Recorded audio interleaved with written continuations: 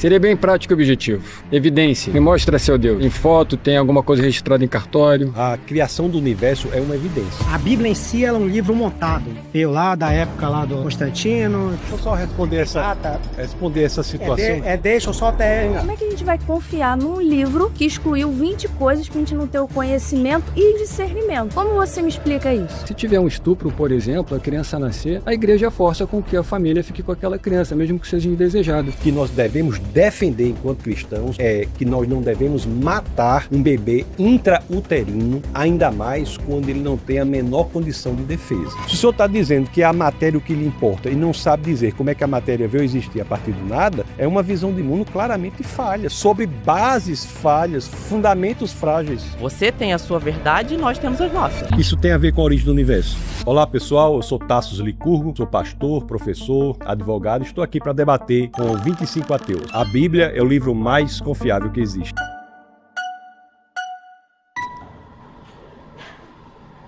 Tudo bom? O seu nome é? Beto. Prazer, Beto. Prazer. Tassos. A Bíblia é o livro mais confiável que existe. Porque na minha cabeça, qualquer um pode simplesmente escrever um livro, dizer que foi iluminado por alguma coisa e as pessoas acreditarem, né? E documentar de alguma forma, né? Eu acho que falta provas palpáveis pra gente poder dizer que a Bíblia é o livro mais confiável, né? Eu posso lhe apresentar algumas. A Bíblia é um documento. São 66 livros, 39 do Antigo Testamento, 27 do Novo, escritos por cerca de 40 autores. 31 dos 40 escreveram os 39 do Antigo Testamento, 9 dos 40 escreveram os 27 do Novo, num período de 15 séculos. Quando nós analisamos, são pessoas de repertório, backgrounds totalmente diferentes. Nós tínhamos pescadores como Pedro, reis como Davi, tínhamos filósofos treinados da mais alta envergadura, como é o caso de Paulo. E quando nós olhamos em 15 séculos, você tem um argumento extremamente consistente. E não é só isso. Um livro é confiável nos critérios que utilizamos na academia quando ele traz elementos no texto que podem ser investigados. A base do cristianismo, de acordo com Paulo, na primeira carta aos Coríntios, no capítulo 15, no verso 14, é um fato que não apenas se pretende verdadeiro, mas também é investigável. Quando ele diz que Cristo não ressuscitou, é vã a nossa fé, é vã a nossa pregação. Então veja que a base histórica do cristianismo é um fato que é público, a ressurreição pública de um homem. Existe na academia muitas pessoas que dedicam a vida ao estudo das provas históricas da ressurreição. Então um dos critérios importantes para a veracidade e confiabilidade das escrituras de qualquer livro da antiguidade é se ele parece dizer a verdade. Então a Bíblia não se esconde. Não é só saber se o texto parece dizer a verdade, mas saber se ele não foi modificado no passar do tempo.